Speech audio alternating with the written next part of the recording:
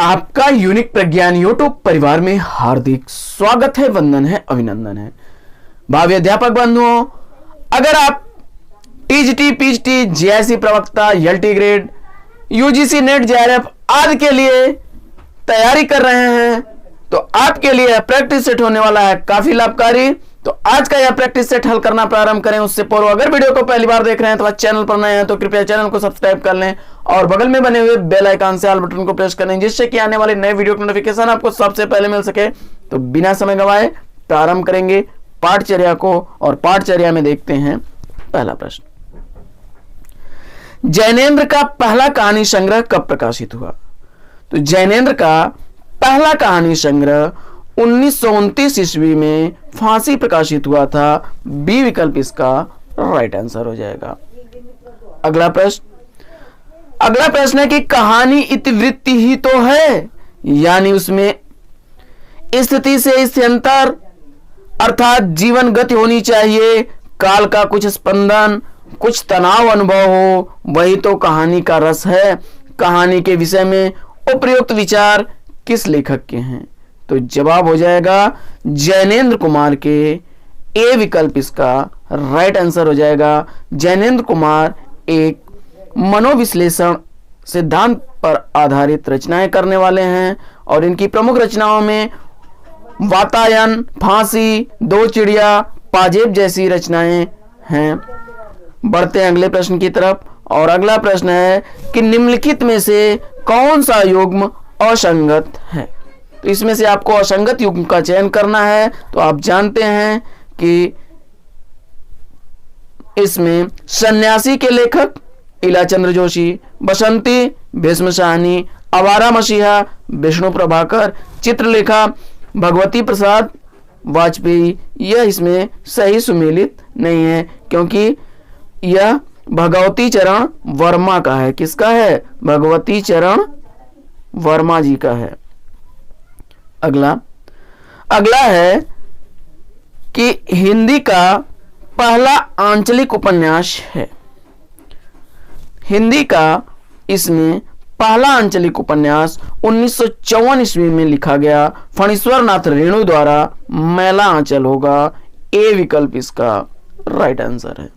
अगला प्रश्न है कि पंडित किशोरीलाल गोस्वामी का उपन्यास निम्नलिखित में से कौन सा नहीं है? तो पंडित किशोरीलाल गोस्वामी द्वारा लिखा गया उपन्यास इसमें तरुण तपस्विनी, रजिया बेगम या रंगमहल की हलाहल और राजकुमारी है, जबकि भोजपुर का ठग यह उपन्यास गोपाल राम गहमरी की कृति है। डी विकल्प इसका राइट आंसर हो जाएगा। अगला प्रश्न है कि एक पत्नी के नोट्स किसकी रचना है?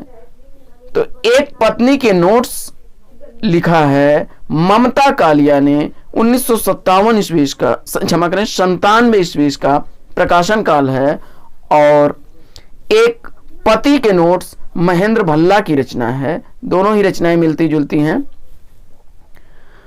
अगला प्रश्न, कालीचरण किस उपन्यास का पात्र है? फणीश्वर नाथ रेणु द्वारा लिखे गए 1954 ईस्वी के मैला आंचल उपन्यास का पात्र है कालीचरण। सी विकल्प इसका राइट आंसर हो जाएगा। बामन दास, कालीचरण, विश्वनाथ प्रसाद, ये इसके प्रमुख पात्र मैला आंचल के हैं जो बार बार आपसे परीक्षाओं में पूछे जाते हैं। तो मुझे विश्वास है कि आप इसे कंठस्थ कर लेंगे। और बढ़ते हैं आगे और देखते हैं अगले प्रश्न को, और अगला प्रश्न है सेठ बांकेमल किसकी रचना है? सेठ बांकेमल के रचनाकार अमृतलाल नागर हैं। सी विकल्प इसका राइट आंसर हो जाएगा। अगला प्रश्न है कि इनमें से कौन सा उपन्यास भीष्म साहनी द्वारा रचित नहीं है?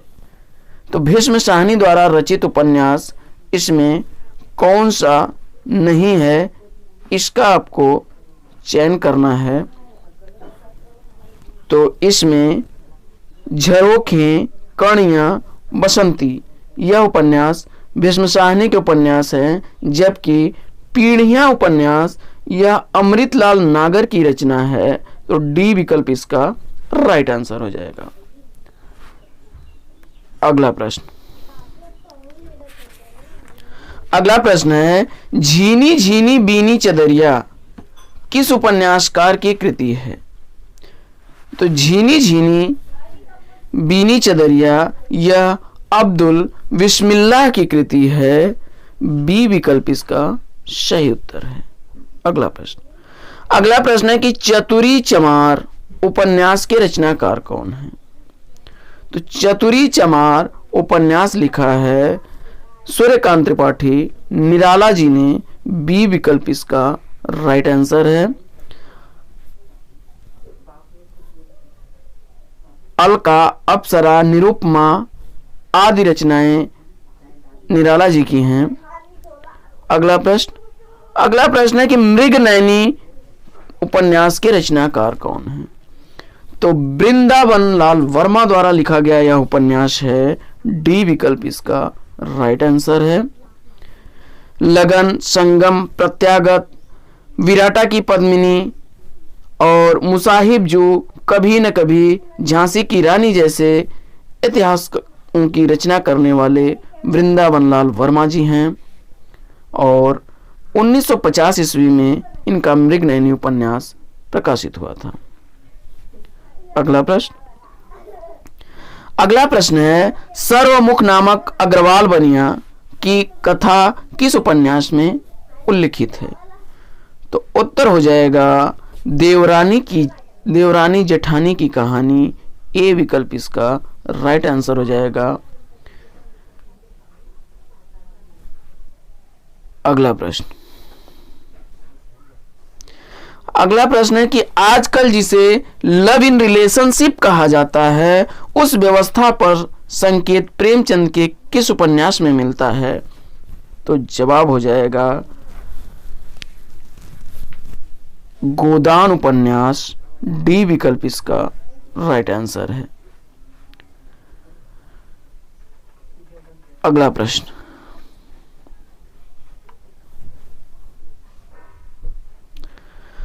प्रश्न है कि ब्राह्मण न तो किसी के राज्य में रहता है और न ही किसी के अन्न पर पलता है, यह कथन जयशंकर प्रसाद के किस नाटक से लिया गया है? तो जवाब हो जाएगा चंद्रगुप्त।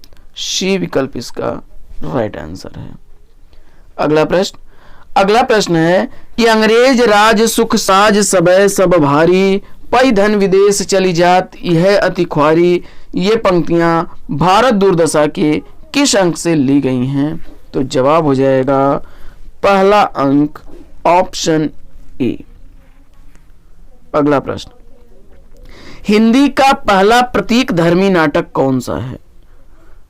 तो जयशंकर प्रसाद द्वारा लिखा गया कामना नाटक हिंदी का पहला प्रतीक धर्मी नाटक है। ए विकल्प इसका राइट आंसर है।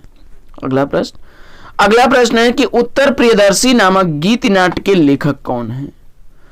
उत्तर प्रियदर्शी नामक गीति नाट्य लिखा है अज्ञेय जी ने। ए विकल्प इसका सही उत्तर है। अगला प्रश्न, स्वर्ग की झलक एकांकी के एकांकीकार कौन है? तो उपेंद्र नाथ अस्क द्वारा लिखी गई एकांकी स्वर्ग की झलक है। सी विकल्प इसका राइट आंसर है। जोंक, मोहब्बत, लक्ष्मी का स्वागत, पापी, पर्दा उठाओ पर्दा गिराओ, अंधी गली जैसी एकांकियों की रचना उपेंद्र नाथ अस्क ने की, जबकि रामकुमार वर्मा ने पृथ्वीराज की आंखें, रेशमी टाई, चारुमित्रा, रूप रंग आदि एकांकियों की रचना की। और भुवनेश्वर का एकांकी बड़ा ही प्रसिद्ध है कारवां। और नाटक बहुरंगी, दूसरा दरवाजा, ताजमहल के पीछे जैसी रचनाएं की हैं एकांकियों की लक्ष्मी नारायण लाल ने। अगला प्रश्न है कि अंधा युग के निम्न कथा गायक का शीर्षक क्या है? संजय से सुनते सुनते युद्ध कथा, हो गई सुबह पाकर यह गहन व्यथा, गांधारी पत्थर थी उस श्रीहत मुख पर, जीवित मानव सा कोई चिन्ह न था। तो इसका जवाब हो जाएगा यह अश्वत्थामा का अर्धसत्य शीर्षक से है। सी विकल्प इसका राइट आंसर हो जाएगा। धर्मवीर भारती द्वारा लिखा गया अंधायुग है नाटक, जिसमें 5 अंक हैं।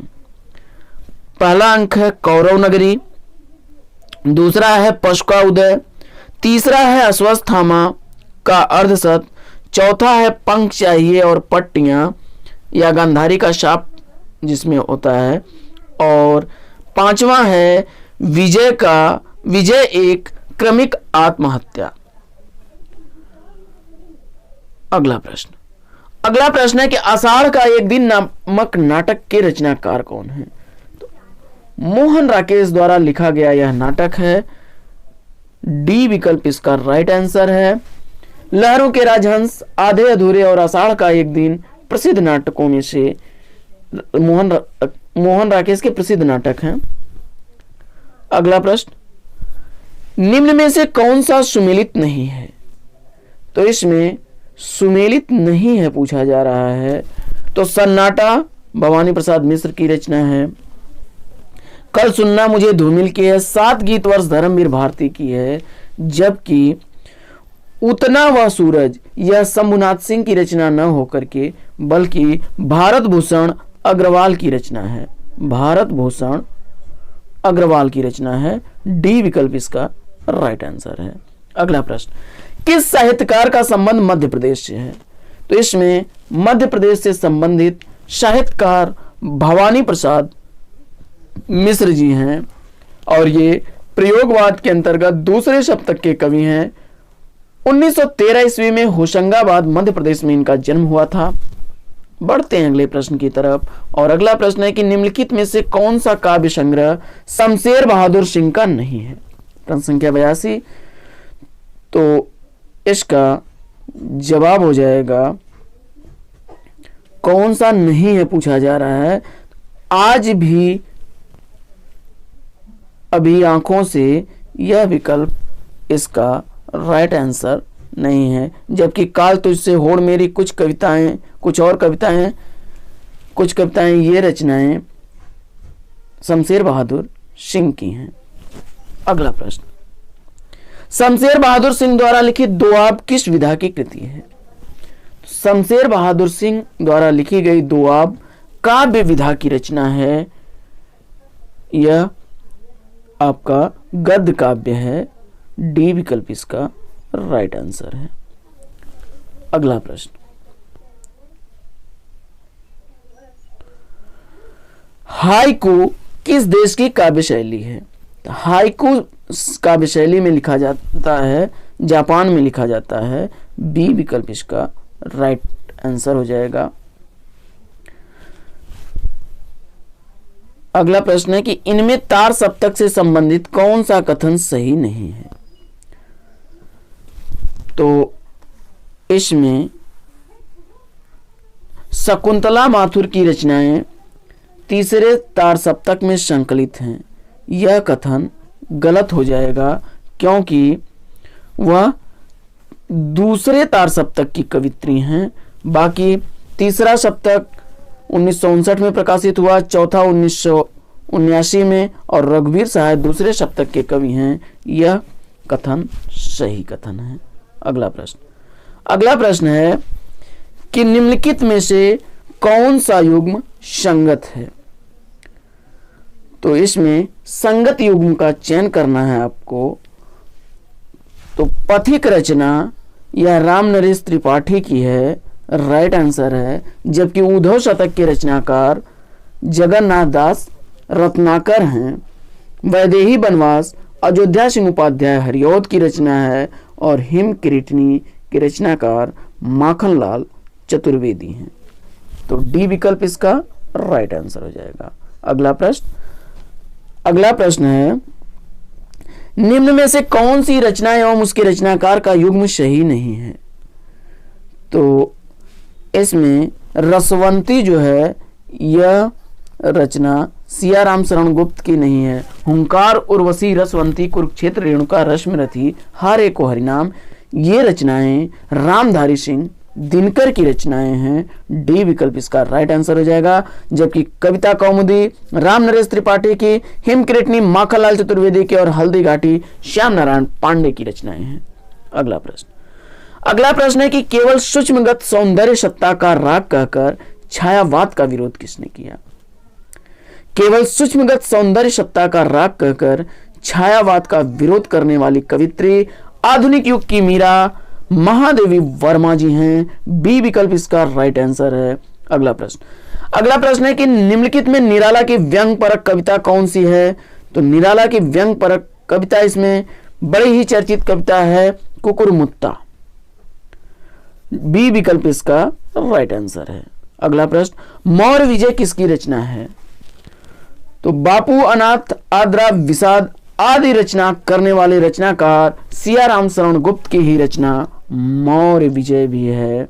बी विकल्प इसका राइट आंसर है। अगला प्रश्न है कि मेरे चपल यौवन बाल अचल अंचल में परासो मचल कर मत साल, ये काव्य पंक्तियां निम्नलिखित में से किसके द्वारा रचित हैं?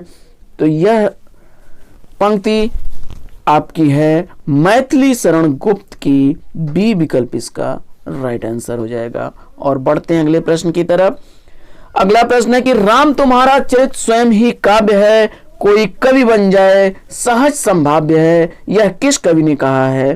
तो जवाब हो जाएगा यह मैथिली शरण गुप्त का है। ए विकल्प इसका राइट आंसर।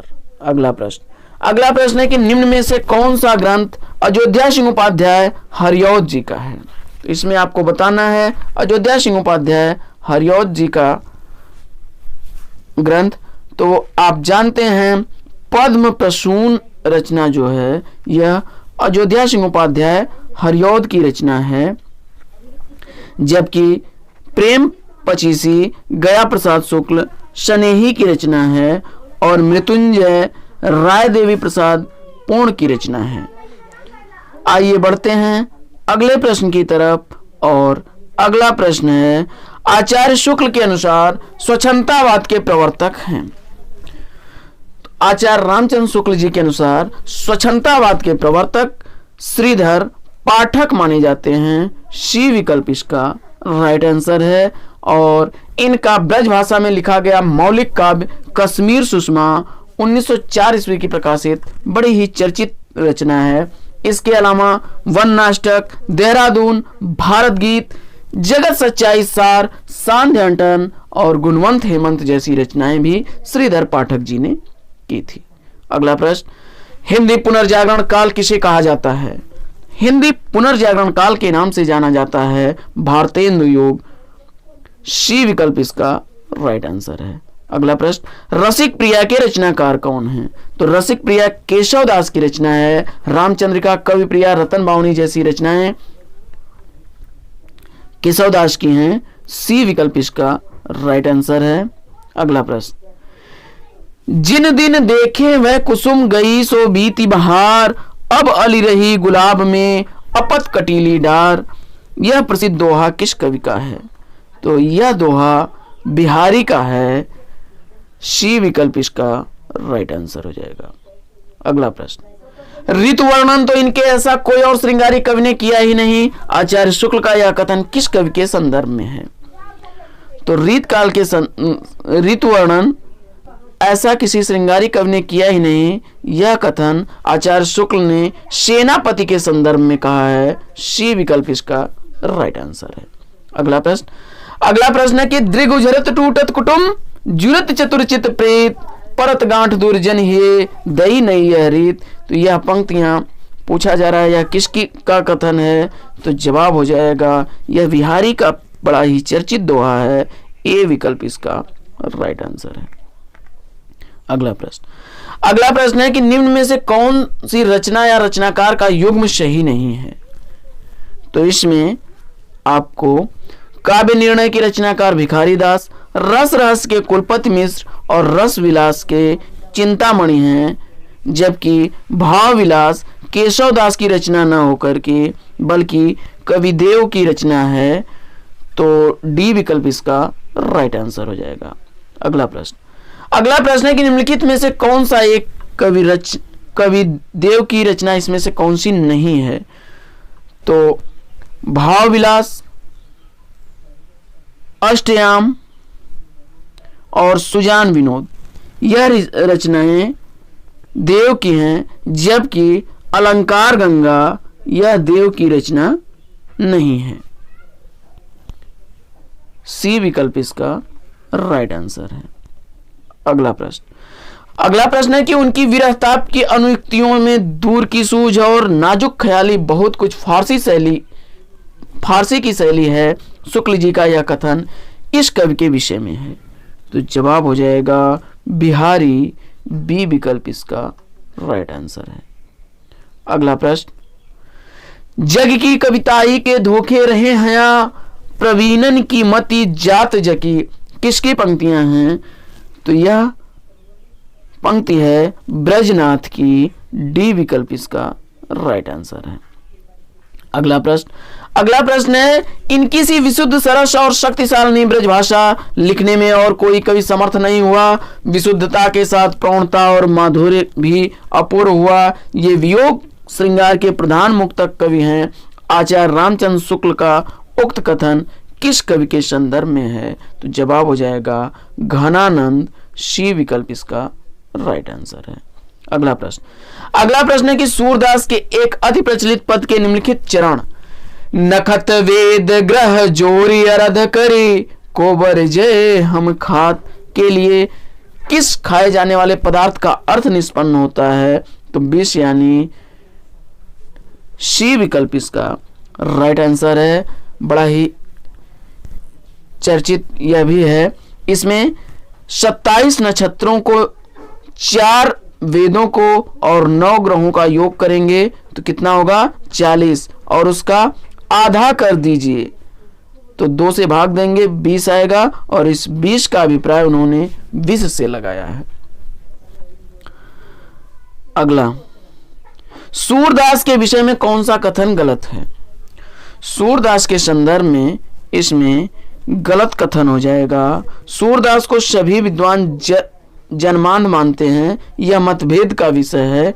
ए विकल्प इसका राइट आंसर है, क्योंकि कुछ आलोचकों में जैसे हजारी प्रसाद द्विवेदी ही सूर्य को जन्मांध मानने से अस्वीकार कर देते हैं। अगला प्रश्न, राधा वल्लभ संप्रदाय का प्रवर्तन किसने किया? तो 1534 ईस्वी में वृंदावन में हित हरिवंश ने राधा वल्लभ संप्रदाय का प्रवर्तन किया। ए विकल्प इसका राइट आंसर है। अगला प्रश्न है कि स्वामी अग्रदास का संबंध किस भक्ति शाखा से है? स्वामी अग्रदास का संबंध राम भक्ति शाखा से है। सी विकल्प इसका राइट आंसर है। अगला प्रश्न है, गोंद लिए हुलसी फिरें तुलसी सोसुत होय, यह पंक्ति किस कवि की है? तो गोंद लिए हुलसी फिरें तुलसी सोसुत होय, यह पंक्तियां रहीम दास की हैं। डी विकल्प इसका राइट आंसर है। वैसे तुलसीदास और रहीम दास परम मित्र थे और कहा जाता है कि रामचरितमानस की रचना करने के बाद सबसे पहले रहीम दास को ही तुलसीदास ने सुनाया था। और एक बार लिखा गया कि एक दोहा था कि सुरती नरती नागती सब चाहत यस होए, और जिसके उत्तर में रहीम ने लिखा था कि गोंद लिए हुलसी फिरें तुलसी सोसुत हो। अगला, सीता त्रिजटा संवाद रामचरितमानस के किस कांड में है? तो सीता और त्रिजटा का संवाद सुंदर कांड में होता है। बी विकल्प इसका राइट आंसर हो जाएगा। रामचरितमानस में 7 कांड हैं, बाल कांड, अयोध्या कांड, अरण्य कांड, किष्किंधा कांड, सुंदर कांड, लंका कांड और उत्तर कांड। अगला प्रश्न, इनमें से कौन सी रचना जयसी की नहीं है? तो आखिरी कला, मखरावट और पद्मावत जयसी की रचना है, जबकि चित्रावली उस्मान की रचना है। सूफी काव्यधारा काव्य परंपरा का सर्वश्रेष्ठ रचना इसमें से कौन सी है? तो जवाब हो जाएगा सूफी काव्य परंपरा में सबसे सर्वश्रेष्ठ रचना मानी जाती है पद्मावत, मलिक मोहम्मद जैसी द्वारा लिखी गई 1540 ईस्वी जिसका रचना काल है। डी विकल्प इसका राइट आंसर हो जाएगा। अगला प्रश्न, इनमें से कौन सा कवि संत कवि नहीं है? तो तुलसीदास इसमें राम भक्ति शाखा के कवि हैं। रैदास, कबीरदास और गुरु नानक संत कवियों की श्रेणी में आते हैं। अगला, हरणेवाड़ी। हरणेवाड़ी किसकी रचनाओं का संग्रह है? हरणेवाड़ी दादू दयाल की रचनाओं का संग्रह है। सी विकल्प इसका राइट आंसर है। अगला प्रश्न, भ्रमर गुफा के लिए उपयुक्त नाम इसमें कौन सा सही है? तो ब्रह्मरंध्र, ए विकल्प इसका राइट आंसर है। और अगला प्रश्न है कि रसखान कवि का वास्तविक नाम क्या था? तो सैयद इब्राहिम उनका नाम था। डी विकल्प इसका राइट आंसर हो जाएगा। सन 1533 ईस्वी में दिल्ली के आसपास इनका जन्म हुआ था और 1618 ईस्वी में इनका स्वर्गवास हुआ। सुजान रसखान, प्रेम वाटिका, दान लीला और अष्टयाम जैसी रचनाएं इनकी प्रसिद्ध रचनाएं हैं। अगला प्रश्न है, आला और उदल के चरित्र को वीर गीतात्मक काव्य के रूप में रचने वाले कवि कौन हैं? तो जवाब हो जाएगा परमाल रासो में सी विकल्प इसका राइट आंसर हो जाएगा। जगनिक हैं। अगला, वही आलाखंड के नाम से भी जो है चार्ल्स इलियट ने 1865 ईस्वी में प्रकाशित कराया था।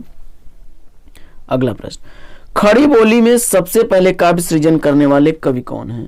तो खड़ी बोली में पटियाला से जन्मे अमीर खुसरो ने पहली बार रचना करने का प्रयास किया। ये विकल्प इसका राइट आंसर हो जाएगा। अगला प्रश्न है कि अमीर खुसरो किस नाम से जाने जाते थे? तो देखिए, इसमें अमीर खुसरो को जाना जाता है तूतीय हिंद से। ए विकल्प इसका राइट आंसर है। इसमें दो विकल्प दे दिए गए हैं। कभी कभी कुछ लोग तोताए हिंद कहते हैं, लेकिन राइट आंसर इसका तूतीय हिंद होगा।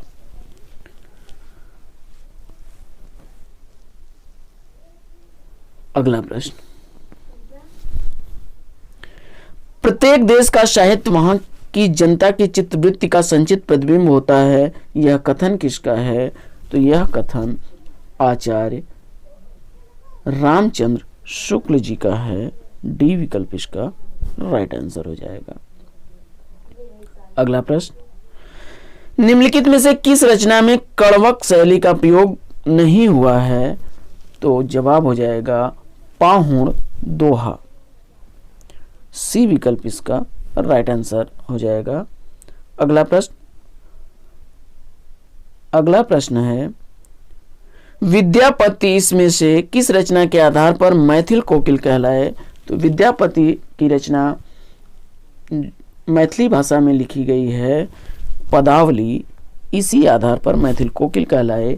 ए विकल्प इसका राइट आंसर हो जाएगा। अगला प्रश्न, पुराने हिंदी नामकरण किसने किया?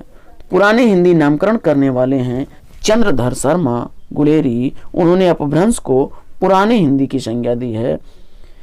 डी विकल्प इसका राइट आंसर है। जबकि अब उस अपभ्रंश को भोला शंकर व्यास ने आरंभिक हिंदी अवहट्ट के रूप में स्वीकार किया और आचार्य शुक्ल जी ने प्राकृताभास हिंदी के नाम से स्वीकार किया। अगला प्रश्न, ग्रियर्सन कृत the modern vernacular literature of northern Hindustan का हिंदी अनुवाद किसने किया? तो जवाब हो जाएगा डॉक्टर किशोरीलाल गोस्वामी ने, क्षमा करें किशोरीलाल गुप्त ने। ए विकल्प इसका राइट आंसर हो जाएगा। अगला प्रश्न, हिंदी साहित्य के आदिकाल को आधार काल नाम किसने दिया है? तो हिंदी साहित्य के आदिकाल को आधार काल कहने वाले मोहन अवस्थी और सुमन राजे दोनों लोग हैं। सी विकल्प इसका राइट आंसर है। सुमन राजे भी हैं, तो कंफ्यूज मत होइएगा। सी विकल्प इसका राइट आंसर हो जाएगा। तो साथियों, आज के वीडियो में लेते हैं यहीं पर विराम। वीडियो से संबंधित पीडीएफ प्राप्त करने के लिए अथवा नोटिफिकेशन आपको सबसे पहले मिल सके, इसके लिए आप हमारा टेलीग्राम चैनल यूनिक प्रज्ञान ज्वाइन करें, जिसका लिंक आपको वीडियो के डिस्क्रिप्शन में मिल जाएगा। और फिर मिलते हैं आपसे अगले वीडियो में एक नए प्रकरण, एक नए टॉपिक, एक नए अंदाज में। तब तक के लिए लेंगे आपसे विदा। आपका जीवन मंगलमय हो। Best wishes, best of luck. जय हिंद साथियों।